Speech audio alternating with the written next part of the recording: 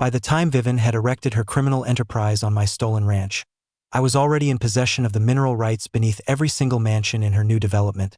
But let me start from the beginning. Picture the scene. I am evading mortar fire in Eastern Europe, fulfilling my duty to my country, when I receive a phone call that makes my blood run cold. An HOA tyrant named Vivian has lawfully sold my grandfather's ranch.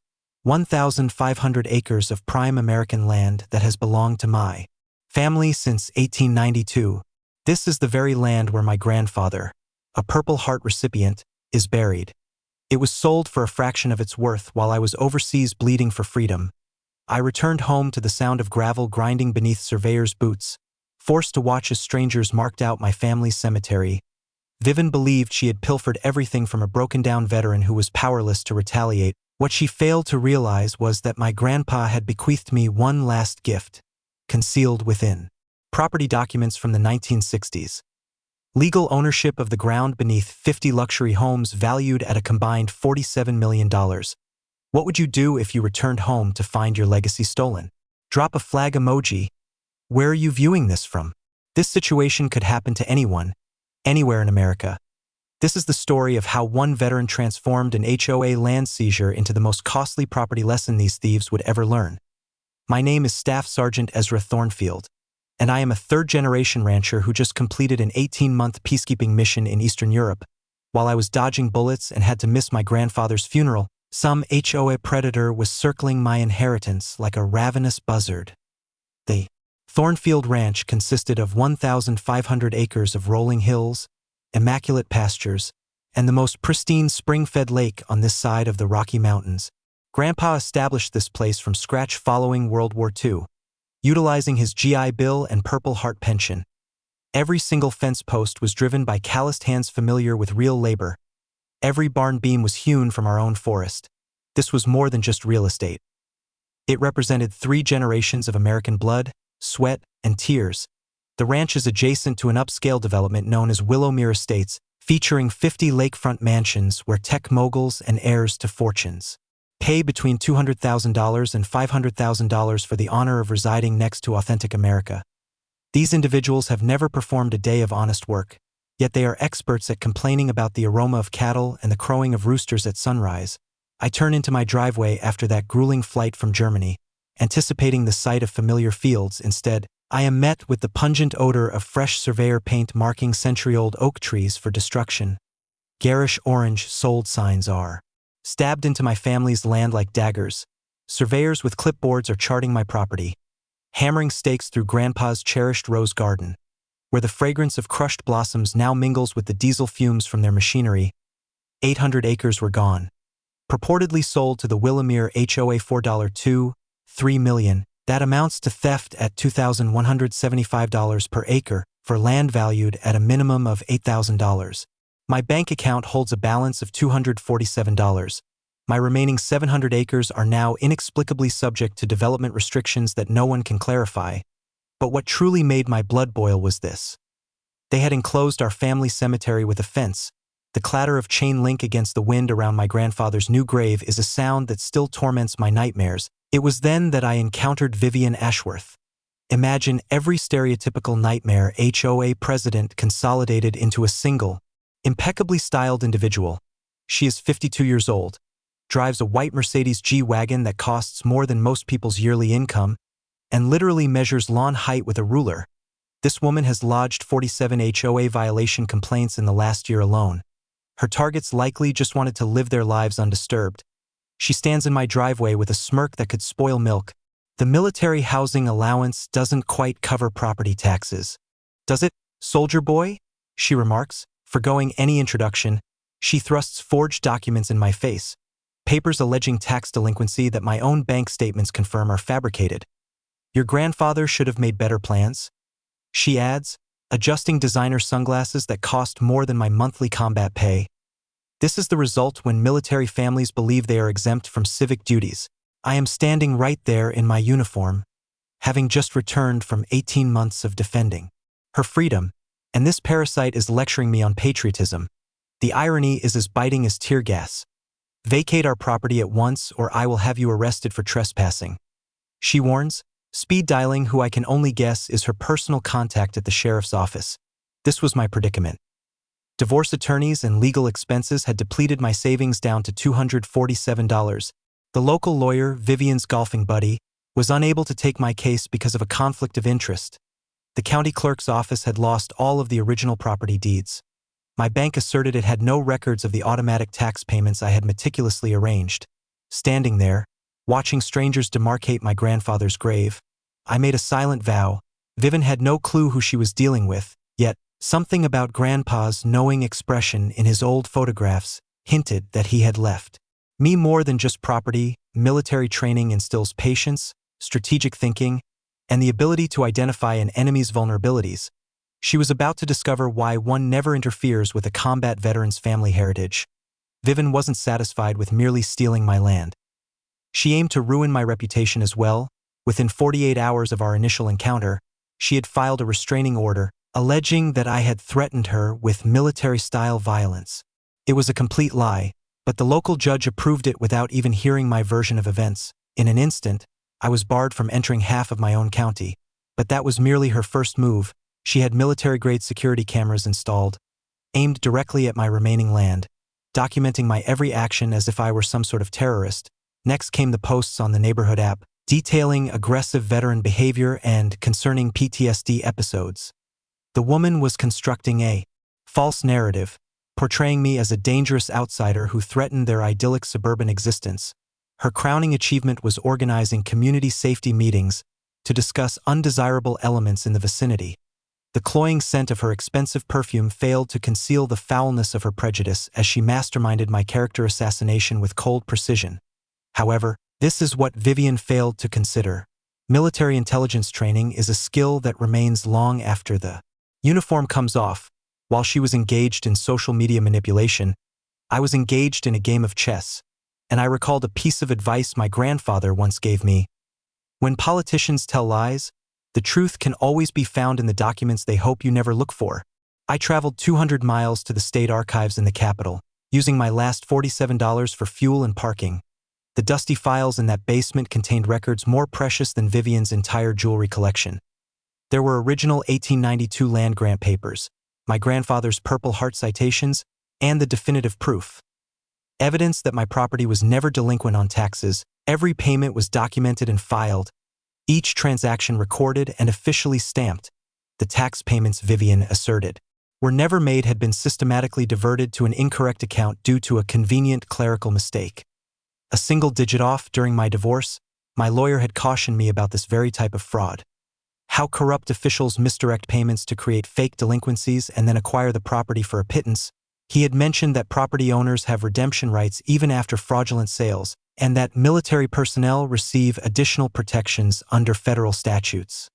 I just never imagined I would have to use that information myself. The county assessor who sanctioned this emergency sale resides in a $340,000 mansion at 47 Willowmere Drive. Quite a coincidence, but this is where Vivian's avarice led to her undoing. Her emergency sale took place precisely 30 days short of the legally mandated minimum waiting period. She was so assured in her corrupt scheme that she couldn't even wait for her crime to be technically lawful. In her haste to seize my inheritance, she had left a paper trail that exposed the fraud more loudly than a smoke alarm at 3:00 a.m. Armed with this proof, I anticipated some form of justice. Instead, Vivian became more aggressive, like a cornered snake.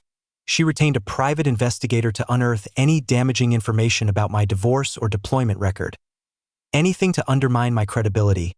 The local newspaper's coverage depicted me as a disturbed veteran incapable of respecting civilian authority. The editor's wife resides at 23 Willow Drive. It's a small world, isn't it? Then the harassment began.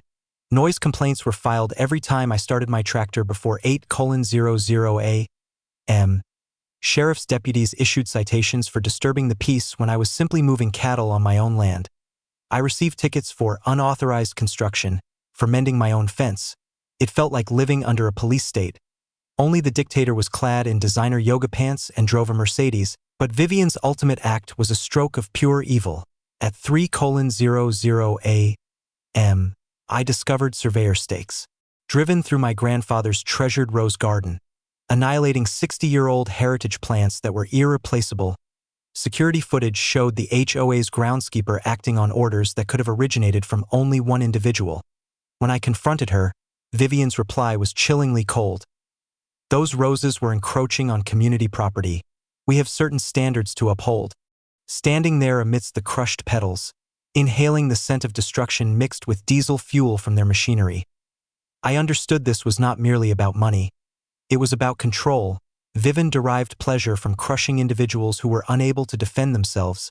Unfortunately for her, she had chosen the wrong veteran to provoke. Vivian's reaction to my evidence was like observing a poker player go all in with a weak hand. She retained the most prestigious law firm in the state. Capital, the type of establishment where the hourly rates begin at $800 and the opulent marble lobby alone makes you feel impoverished. Within a week, I was served with a lawsuit alleging aggressive trespassing and property damage, demanding $500,000 in compensation plus legal fees. Her piece de resistance was the claim that I had driven my cattle across HOA property, which was, in fact, my own stolen land. The legal documents characterized my grandfather's prized Angus bulls as dangerous livestock deliberately weaponized against innocent homeowners. I had to reread that sentence 3 times before I could stop laughing. In Vivian's distorted reality, cows were apparently now classified as assault weapons. But the expensive lawyer game is one that two can play. I reached out to the Military Legal Aid Society, detailing my predicament to a seasoned old JAG officer who had encountered every trick in the book. "Son," he said, his voice crackling over the phone like dry autumn leaves, "this whole thing smells fishier than a week-old salmon. Let me make a few calls." Those calls put me in touch with Sarah Chun, a property rights attorney from a neighboring state who specialized in cases of HOA abuse. She provided her services pro bono to veterans, having lost her own father's farm to a similar corrupt scheme. In our first meeting, she produced a thick file and said something that brightened my day. "Most HOAs operate outside the law due to administrative oversights, and yours may be one of them." That's when we began to investigate Willow's corporate standing. What we discovered was a thing of beauty. The HOA had never been properly incorporated with the state. For 3 years, they had been functioning as an illegal, quasi-governmental body, collecting dues without legal standing and enforcing rules they had no authority to create. It was like finding out the neighborhood bully was just a 90-pound weakling in a prosthetic muscle suit. During my deployment, I had learned that many organizations neglect to renew their corporate registration every few years, rendering them paper tigers without any legal power. Sarah clarified that homeowners can legally contest the authority of improperly incorporated HOAs and potentially nullify all of their past actions. She had handled cases where residents received refunds for years of fees because their HOA had failed to file a single document. But this is where the story gets even better. While examining their corporate status, we found that Vivian had personally benefited from the sale of my land. Her landscaping business, Ashworth Aesthetics, was awarded a $180,000 beautification contract by the HOA in the very same month they took possession of my property. She had literally compensated herself with funds generated from the sale of my inheritance. It was akin to witnessing someone rob a bank and then invoice the bank for security consultation services. Sarah submitted a motion to dismiss all HOA actions on the grounds of their illegal corporate status. The courtroom was full as Vivian's $800 per hour lawyer was forced to explain why his client was essentially a criminal enterprise posing as a homeowners association. Watching him squirm was more entertaining than premium cable, but Vivian was not going to surrender easily. She convened an emergency HOA meeting to retroactively validate all prior actions and expedite the incorporation paperwork. Only 12 of the 50 homeowners showed up.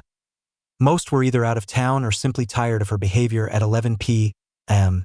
With a small group of her supporters, she forced through votes that would typically require a majority of all homeowners. The scent of desperation was more potent than the coffee they had been brewing since 6:00 p.m. Vivian's voice had the sharp, high-pitched quality of someone who knows their world is collapsing but refuses to acknowledge it. 2 days later, another process server appeared at my door with a fresh lawsuit, this time for $1.2 million in punitive damages. She alleged that my frivolous legal challenges amounted to harassment and threatened to confiscate my remaining 700 acres to cover the judgment. The woman had more audacity than a first-time skydiver, but her legal standing was as flimsy as wet tissue. Standing on my porch, reading those documents as my grandfather's wind chimes played their familiar tune, I knew Vivian had just committed a critical error. In her desperate attempt to halt my progress, she had escalated the conflict to a point that would attract serious investigation into her entire operation. The sound of those chimes brought to mind something Grandpa often said: "When your adversary is making mistakes, do not interrupt them." I was prepared to let Vivian dig her own grave as deep as she wished. Vivian's paranoia escalated to an almost mythical degree. Having been unsuccessful in defeating me through litigation, she began to target every homeowner in Willowware Estates, behaving like a dictator, eliminating potential dissidents. Christmas lights still up after January 2nd? That's a $200 fine. Someone had the audacity to plant tomatoes in their own backyard? A $500 penalty for unauthorized agricultural activities. The woman was penalizing people for simply living. Her ultimate act of petty despotism was threatening to foreclose on the home of elderly Margaret Clearwater over $45 in late fees. Margaret, a retired third-grade teacher whose husband had passed away from cancer the previous year, was finding it difficult to meet the HOA's demands while mourning. Vivian's response was, "Grief is no excuse for financial irresponsibility." That was the moment the community finally awakened. You can only provoke a dormant dog so many times before it retaliates, and the residents of Willowware had reached their limit. Margaret created a private Facebook group called Willowware Truth Tellers, which expanded from 5 members to 43 in just 2 weeks. The harrowing tales they shared could fill a Stephen King book. Navy veteran Tom Bridgewater, whose perfectly kept lawn had resulted in 3 separate violations for excessive uniformity, became an unexpected ally. During a casual meeting at the hardware store, where we were both purchasing security cameras, he took me aside and said, "That woman is crazier than a soup sandwich, son. What can we do to stop her?" I began to host Know Your Rights workshops at the local library, sharing all the information Sarah and I had gathered about HOA regulations. The initial meeting attracted 8 curious neighbors. The second brought in 22. By the third, it was standing room only, with attendees taking notes as if their lives were at stake, which, given Vivian's increasing tyranny, they likely were. At one of these workshops, Margaret revealed something that changed the entire situation. While sorting through her late husband's documents, she discovered the original HOA covenants from 1965. Hidden away in their attic like a lost treasure, her husband had served on the initial development committee and had saved every document. The brittle, yellowed pages held language that made my spirit soar. The bylaws explicitly forbade any land acquisition beyond the original 50-lot area. Vivian's purchase of my land was not just a violation of state law. It was a direct breach of the HOA's own founding principles. She had committed what legal experts call ultra vires acts, meaning she had so far exceeded her legal authority it was comparable to a mayor attempting to declare war on Canada. Sarah explained that when an organization acts beyond its legal mandate, those actions are considered void from the outset, as if they never occurred. It was as though Vivian had been playing chess while everyone else played checkers, but she had been making illegal moves the whole time. But Margaret had more bombshells to deliver. Tom's inquiry into the Community Pool Maintenance Fund uncovered that $89,000 had gone missing over a 3-year period. The funds had been channeled directly to Ashworth Aesthetics for services that were either never rendered or were outrageously overpriced. While residents were paying increased fees for pool maintenance, Vivian was using their money to finance her personal landscaping business. The condition of the pool itself was telling. A layer of green algae thick enough to stand on, malfunctioning filtration systems, and diving boards held together by duct tape and hope. The familiar scent of chlorine had been replaced by the odor of stagnant water, which was nauseating from 50 feet away. Yet, Vivian's company had somehow billed $30,000 for premium maintenance services just the year before. When challenged at the next community meeting, Vivian's reaction was sheer desperation masked as authority. She employed 2 security guards to maintain order, scheduled votes during business hours when most residents were unable to attend, and threatened legal action against anyone spreading lies and misinformation about HOA finances. The meeting itself was like witnessing a dictatorship crumble in real time. Vivian stood at the podium, her voice growing more shrill with every question. As furious homeowners demanded answers she was unable to provide, the security guards appeared increasingly uneasy as they grasped that they were defending a tyrant from her own neighbors. "This is what occurs when outside agitators infiltrate our peaceful community," she proclaimed, pointing directly at me. Certain individuals cannot accept that. Property has legally changed hands. Margaret rose, her teacher's voice cutting through the turmoil as smoothly as a sword through silk. Vivian, I have lived here longer than you have been alive. This is not about outside agitators. This is about a board member stealing from her own neighbors. The round of applause that ensued was so loud it rattled the community center's windows. Witnessing Vivian's expression crumble as her own community turned on her was more satisfying than my grandmother's apple pie. Her empire of petty tyranny was finally beginning to fall apart. And the sound was magnificent. Sarah phoned me at 6:47 a.m. On a Tuesday. It changed everything. Her voice trembled with excitement as she said, "Ezra, you're going to want to sit down for this. I've discovered something that makes Vivian's worst nightmare seem like a pleasant dream." She had been sifting through the original development records from the 1960s when she uncovered a legal detail that would make corporate attorneys weep with delight. When Willoware Estates was initially developed, the original property owner, my grandfather's neighbor, had only transferred the surface rights to the development company. He had maintained ownership of everything beneath the ground, mineral rights, subsurface access, and, most critically, foundation support rights. My grandfather had discreetly acquired those subsurface rights in 1963 for $500, speculating that the mineral deposits might one day be valuable. What he had really purchased was the legal ground beneath every single mansion in Willowmere Estates. All 50 homes were, in effect, constructed on land that now belonged to me. Sarah put it this way. Imagine you own a house, but the land your basement occupies is owned by someone else. That was the precise situation here. Surface rights and mineral rights are entirely distinct legal concepts, a fact I had learned in a geology course the Army had sent me to in Colorado. The instructor had shared stories of homeowners who found out their houses were built on ground they didn't legally own below the surface. The realization struck me like a freight train loaded with justice. I could legally require the removal of every structure erected on my subsurface property. The projected cost to move 50 luxury homes was somewhere between $12 and $15 million. As an alternative, the homeowners could buy the subsurface rights from me at fair market value, which our appraiser set at $45 million for the whole development. When Sarah presented this information to Vivian's legal team, the $800 per hour lawyer called for an emergency meeting that cost them $25,000 in a single afternoon. Their finding was calamitous for Vivian. My legal standing was airtight. No insurance company would cover a property rights dispute of this scale. The very foundation of their community, both literally and figuratively, was owned by the veteran they had tried to ruin. I observed Vivian's world collapse through my binoculars as moving vans started appearing in driveways all over Willowmere. Real estate agents descended on the development like vultures on a carcass. Property values plummeted overnight as news circulated within the mortgage industry that title insurance might not cover these homes. The sound of Vivian's costly fountain pen dropping onto the marble conference table during that emergency meeting, captured by the very security cameras she had installed, became the soundtrack to her demise. Her $1.2 million mansion was now valued at whatever price I chose to set for the land it stood on. Margaret called that evening, her teacher's voice filled with laughter.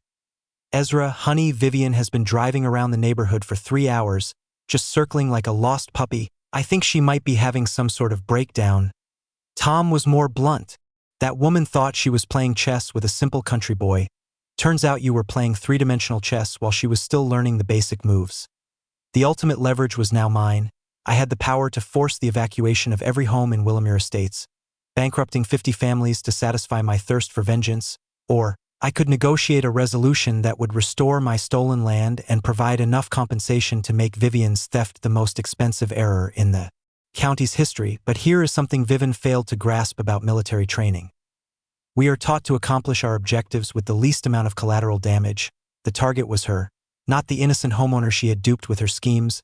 The balance of power had shifted so dramatically that Vivian was now facing a choice between financial ruin and criminal indictment. Her stolen empire was built on land she never legally possessed, and the foundation of her authority was now, quite literally, mine to command. Justice was not just on its way.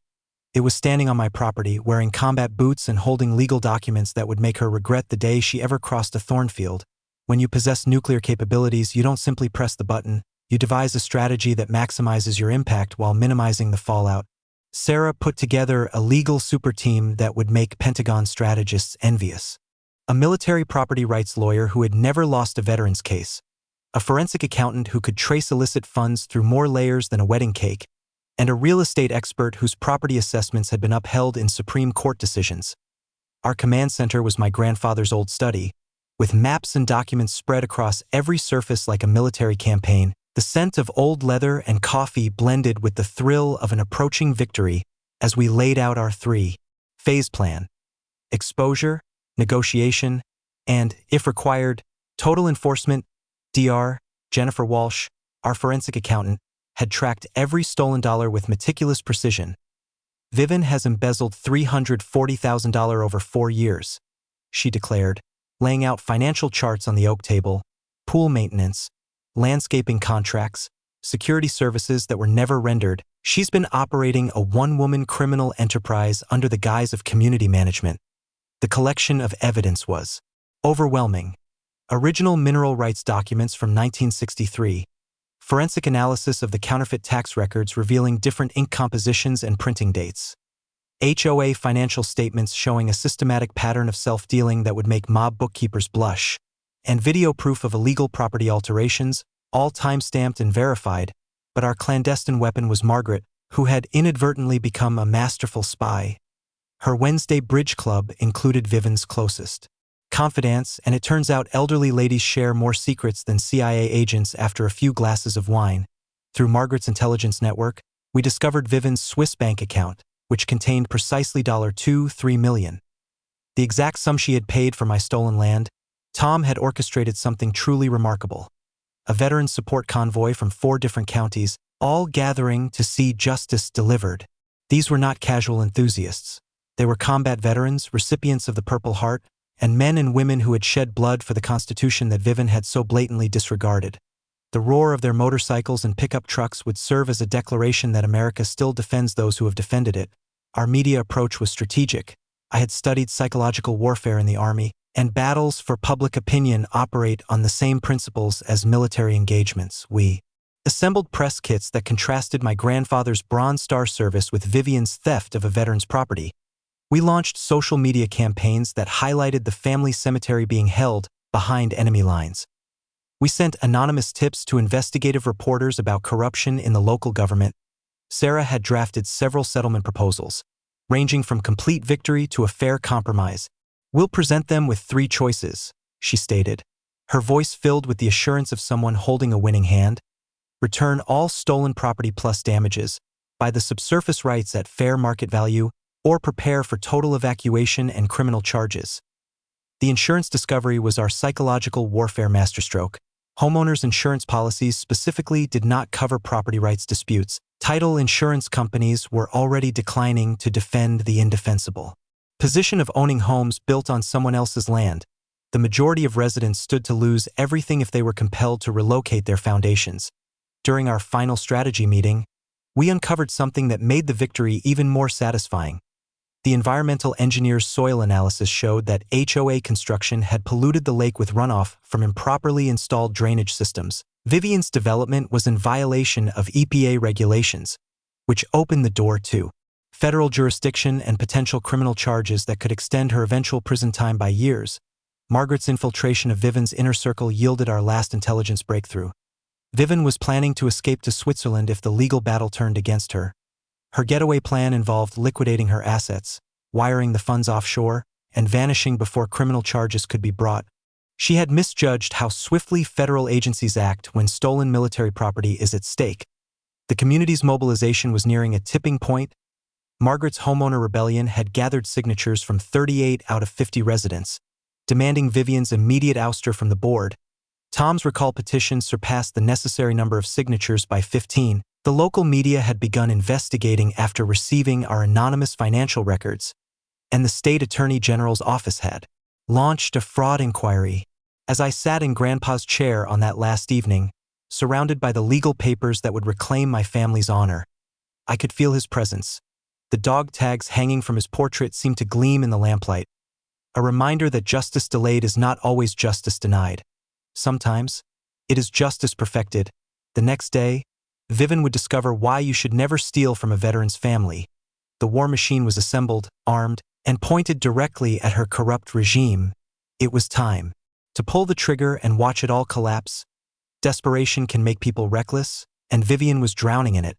When legal tactics failed, she resorted to sabotage with the finesse of a wrecking ball. My water well, which had supplied pristine spring water for 3 generations, suddenly developed a mysterious fracture that drained the entire system in one night. The cost to repair it was estimated at $12,000. The contractor who had accidentally struck it with his backhoe was listed in county records as a regular subcontractor for Ashworth Aesthetics, but Vivian was only warming up. Anonymous complaints inundated the county environmental agency, alleging that my cattle operation was polluting the immaculate lake with military-grade chemicals. The irony was as thick as molasses. The very person whose unlawful construction had genuinely contaminated the watershed was accusing me of environmental offenses. Health inspectors showed up with clipboards and stern expressions, only to find the soil tested cleaner than an operating room. Her psychological warfare campaign escalated to outright character assassination. Rumors spread through town like a brush fire, detailing my dangerous PTSD episodes and violent outbursts against innocent neighbors. The owner of the local diner, whose mortgage coincidentally was held by Vivian's bank, abruptly refused to serve me. The clerk at the hardware store eyed me with suspicion, as if I might detonate at any moment. It was like residing in a small town where everyone was convinced you were a ticking time bomb. Then came the bribery attempt, which proved Vivian had completely lost her grip on reality. She cornered me in the courthouse parking lot, her Mercedes idling like a getaway vehicle, and offered me $500,000 in cash to move somewhere more suitable for a veteran with your challenges. The condescending way she said it made my skin crawl, as if I were defective merchandise that needed to be stored away from polite society. "Consider it, soldier," she said, her voice dripping with feigned concern. "Veterans with trauma require quiet surroundings. Suburban life might be too overwhelming for someone like you." She actually implied I would be better off in some remote cabin where my episodes wouldn't alarm normal people. What she didn't realize was that I had been recording every one of our interactions since the very beginning. Her attempt at bribery, complete with thinly veiled threats about making my life very difficult, was captured in high-definition audio that would bring tears of joy to a prosecutor's eyes. But Vivian saved her magnum opus for last: professional vandals. And I mean professionals, not teenagers with spray cans, methodically cut through my perimeter fence on a Tuesday night while I was at the VA hospital for a standard checkup. They severed the wire with surgical precision, creating openings large enough for my cattle to wander onto the bustling county highway. At 3:47 a.m., I received the call that every rancher fears. One of my grandfather's prized Angus cows had been hit by a semi-truck, dying instantly on Route 42. The financial toll was significant, but the emotional blow was far worse. That cow was a descendant of the original herd Grandpa had established after the war. Vivian's reaction was as quick as it was repulsive. She contacted the sheriff's department before the cow's body was even removed, claiming I was running a dangerous livestock facility that threatens community safety. Local news crews descended like vultures, filming my deceased cow while she gave interviews about reckless veterans who endanger innocent families. The headline in the next day's paper made my blood boil. "Troubled veterans' negligence causes highway accident." The story portrayed me as an unstable former soldier whose inadequate fence maintenance had nearly resulted in the truck driver's death. There was no mention of the professional sabotage, no inquiry into who might have cut the wires, just another narrative about a broken veteran who couldn't cope with civilian life. Meanwhile, Margaret's Bridge Club intelligence network revealed Vivian's ultimate plan. She was filing for emergency bankruptcy to shield her personal assets while transferring her mansion to a shell corporation in the Cayman Islands. The woman who had spent 4 years stealing from her neighbors was now pleading financial hardship due to my frivolous lawsuits. The smell of hydraulic fluid from my sabotaged equipment mingled with the stench of Vivian's desperation as she played her last moves. Security cameras recorded masked individuals damaging my machinery, severing the brake lines on my tractor, and even poisoning my grandfather's memorial oak tree with industrial-grade herbicide. But each act of sabotage only made our case stronger. Sarah was meticulously documenting everything, compiling a criminal conspiracy case that would land Vivian in federal prison for years. The FBI's Financial Crimes Division had already frozen her Swiss accounts based on the evidence we had supplied. Standing by my grandfather's poisoned oak tree, watching its century-old leaves turn brown and wither, I realized Vivian had made a critical mistake. She had escalated from property theft to attempted murder.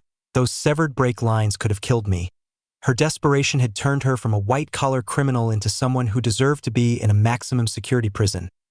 The sound of shattering glass broke the night silence as another accident took out my security lights. But this time, I was prepared. Justice was on its way, and it was wearing combat boots. Vivian's desperation escalated to psychotic levels when she understood that bankruptcy would not protect her. Federal authorities had frozen her offshore accounts more quickly than she could say Cayman Islands, and her clumsy attempt to shuffle assets was amateurish compared to seasoned financial criminals. So, she played the only card she had left. Complete character assassination using fabricated evidence. The scheme was diabolically simple.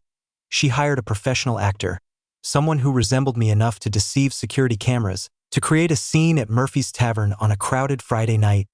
This fake Ezra picked fights, threatened patrons, and yelled about killing HOA board members before stumbling out to the parking lot. Within hours, manipulated security footage of a dangerous veteran making terroristic threats was circulating all over social media, but her masterpiece of deception occurred when she planted evidence in my truck during a routine traffic stop. The sheriff's deputy, whose daughter coincidentally attended a private school on an anonymous scholarship from Ashworth Aesthetics, discovered an open bottle of bourbon under my passenger seat during a random vehicle check. Suddenly, I was facing DUI charges, despite being completely sober and having witnesses who could account for my whereabouts all day. The restraining order she filed subsequently was a piece of fiction worthy of Stephen King. According to Vivian's sworn statement, I had threatened her with military-style violence and displayed advanced tactical knowledge that poses an imminent threat to community safety. She alleged that I had described in detail how a combat veteran could neutralize multiple targets before law enforcement could intervene. It was a total fabrication, but it was effective. The judge extended the restraining order to encompass the entire Willor development, essentially barring me from half of my own county. I could not even drive past the community entrance without the risk of arrest. It was then that our counterintelligence efforts uncovered Vivian's final escape plan. Margaret's Bridge Club had surpassed the CIA. Apparently, wine and gossip are the perfect combination for extracting classified information from loose-lipped accomplices. Vivian was plotting to dissolve the HOA entirely, liquidate all its remaining assets, and flee to Switzerland before criminal charges could be formally filed. Her schedule was ambitious. Transfer the remaining community funds to her personal accounts, claim the HOA had voted to disband due to ongoing legal harassment, and then board a one-way flight to Zurich within 72 hours. She had already bought the ticket with a credit card linked to the community pool maintenance fund, but while Vivian was orchestrating her grand escape, we were setting the perfect ambush. Sarah had synchronized with federal prosecutors to ensure perfect timing. The FBI's financial crimes investigation would conclude with arrest warrants being issued precisely 1 hour before Vivian's scheduled departure. Her Swiss bank accounts were already frozen. Her assets were under federal seizure orders, and her passport had been flagged for international monitoring. The media campaign was reaching its peak. Our anonymous tips had triggered a full investigative series in the state newspaper about HOA corruption and the theft of veterans' property. The narrative was stark. War hero's family cemetery desecrated by corrupt suburban dictator. Public opinion had turned so decisively against Vivian that she could not appear in town without receiving hostile glares. Tom's veteran convoy had grown beyond our most optimistic projections. News had spread through military networks across 4 states about a fellow service member whose family legacy was under assault. Combat veterans, Purple Heart recipients, and Gold Star families were all coming to bear witness as justice was finally rendered. The roar of their motorcycles would be a clear message that America still protects those who have sacrificed for it. The community rebellion hit its zenith when Vivian made her last, desperate move. She offered to sell back 400 acres of my stolen land for $1.2 million, the exact amount she had paid for all 800 acres. This generous compromise for community peace required me to drop all criminal charges and civil suits, while allowing her to keep half of my inheritance. Her threat was as pathetic as it was hollow. Accept this deal, or I'll burn down the community center before I let you destroy everything I've built. The woman who had spent years terrorizing her neighbors was now threatening arson to escape the consequences. But it was Margaret who delivered the intelligence that sealed Vivian's fate. During their final bridge game, emboldened by 3 glasses of wine, Vivian had confessed to forging the tax documents herself. She had boasted about how simple it was to deceive stupid government clerks and manufacture fake delinquencies. Margaret had recorded the entire confession on her smartphone, capturing every incriminating word in crystal-clear audio. The trap was now set for the community meeting the next day. Vivian believed she was negotiating from a position of strength, intending to present her final ultimatum before vanishing forever. She was oblivious to the fact that FBI agents were already in place. Her escape routes were under surveillance, and her own confession was about to be broadcast to 200 witnesses. The sound of car doors slamming echoed through the night as the veteran convoy began to arrive early, establishing a perimeter around the community center as if securing a forward operating base. Tomorrow, Vivian would learn that when you steal from a veteran's family, justice doesn't just knock. It kicks down the door. At 6:00 p.m. sharp, the community center parking lot resembled a military staging area. 30 motorcycles and pickup trucks were arranged in a precise perimeter, their American flag decals gleaming like battle standards in the evening sun. Combat veterans in leather jackets stood at attention, forming an honor guard that would have made Arlington National Cemetery proud. These were not weekend hobbyists. They were men and women who had shed blood for the very Constitution Vivian had disregarded. Inside, the atmosphere was so tense you could cut it with a bayonet. 200 residents filled every chair, while local news crews set up their cameras as if covering a presidential debate.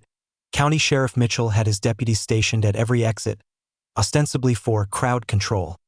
But in reality, to ensure a certain individual didn't make an unplanned exit, Vivian made a fashionably late entrance in her white Mercedes, accompanied by her $800 per hour lawyer, whose briefcase likely cost more than most people's monthly rent. She moved through the crowd like a monarch addressing her subjects, her designer suit and flawless makeup a glaring contrast to the hard-working people she had been intimidating for years. "Ladies and gentlemen," she started, her voice adopting that polished politician's cadence that sounds genuine but feels like nails on a chalkboard. "I've convened this meeting to clear up an unfortunate misunderstanding with our neighbor, Mr. Thornfield. Despite his military service, which we all honor, certain legal matters require adult oversight." The condescension was so palpable you could almost taste it. Here stood a woman who had stolen from her own community, embezzled funds, and committed federal offenses, lecturing a combat veteran on adult supervision. "I am willing to propose a generous settlement," she went on, producing a prepared document. "Mr. Thornfield can repurchase 400 acres of the contested property for $2 million, a substantial discount that demonstrates our community's gratitude for veterans. In return, all legal actions will be terminated, and we can all proceed in harmony." It was at that moment I rose, and the room fell silent, save for the rustle of leather jackets as 30 veterans came to attention. "Vivian," I began, my voice steady with the calm authority one gains from facing genuine enemies in actual combat. "I appreciate your offer, but before we talk about money, let's talk about ownership." I signaled to Sarah, who activated the projector with dramatic flair. The original 1963 mineral rights documents appeared on the screen in brilliant high definition, displaying my grandfather's signature and the official seal of the county clerk. These documents confirm that I own the subsurface rights beneath every single mansion in Willoware Estates, I declared. "This means that every foundation, every basement, and every septic system is situated on property that legally belongs to me." The collective gasp from the audience was like the air being sucked out of the room. Real estate agent Patricia Wells, whose own home was on my property, whispered, "Oh my God," loud enough for the back row to hear. "The current fair market value for the purchase of these subsurface rights is $47 million, I continued, observing the color drain from Vivian's face faster than the funds from her bank account. "Alternatively, all 50 homes can be moved at an approximate cost of $15 million. Vivian's lawyer was hastily packing his briefcase, likely calculating how quickly he could disassociate himself from this legal catastrophe.